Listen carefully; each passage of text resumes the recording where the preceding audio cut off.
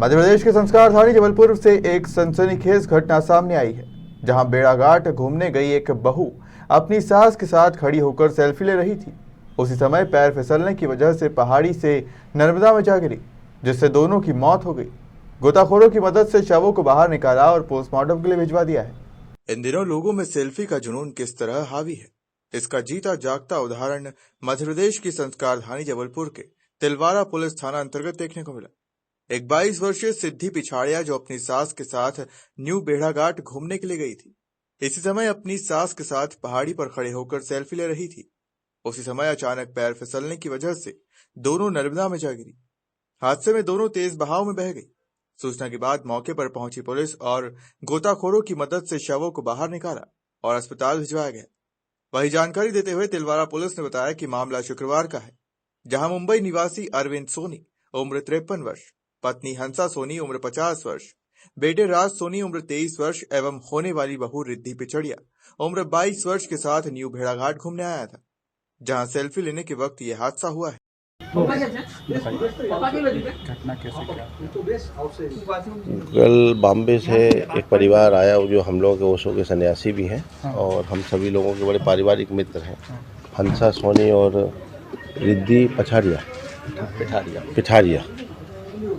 वो सासू माँ और वो बहू जो अभी शादी होने वाली थी, वो भेड़ाघाट इसलिए आए कि ओशो ने भेड़ाघाट के लिए बहुत कुछ बोला है, तो उनकी एक इच्छा थी पूरे परिवार की कि शादी के पहले एक बार हम भेड़ाघाट देख के आए, जहाँ ओशो को बुद्धत्व उपलब्ध हुआ और ओशो ने इतना कुछ बोला है।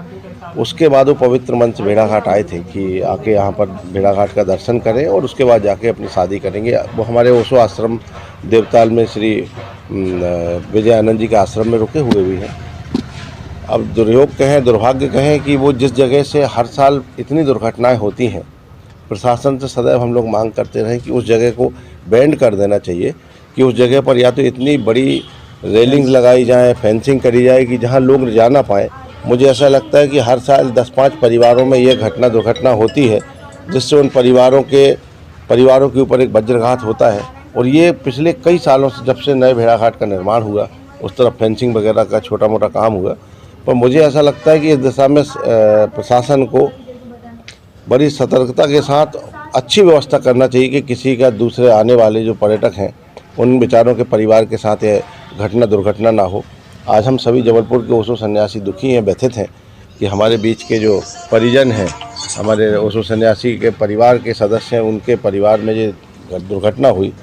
सभी जबलपुर के हमारे सन्यासी बहुत दुखी और व्यथित हैं और प्रशासन से हम लोग ये मांग करते हैं कि पर्यटन क्षेत्र भेड़ाघाट होने के कारण सदैव पर्यटक वहाँ आते रहते हैं और वहाँ एक सीमा का विवाद भी होता है कि वहाँ उस तरफ तिलवारा थाना लगता है, इस तरफ भेड़ाघाट थाना लगता है।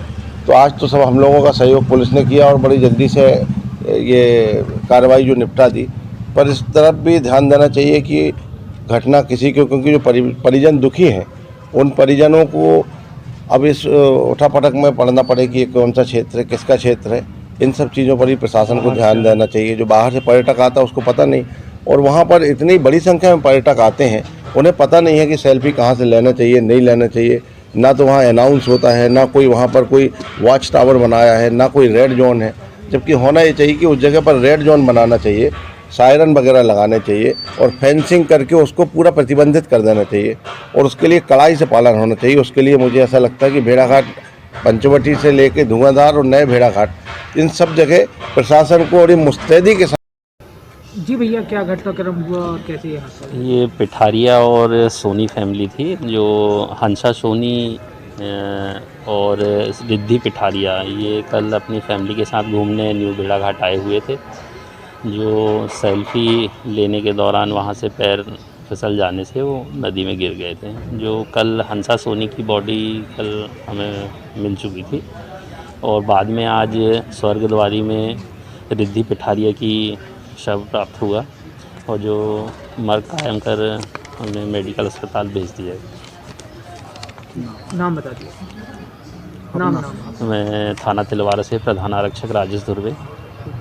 फिलहाल पुलिस ने शवों को पोस्टमार्टम के बाद परिजनों को सौंप दिया है। इसी के साथ ही इस मामले की जांच शुरू कर दी है। ब्यूरो रिपोर्ट, खबर मध्य प्रदेश।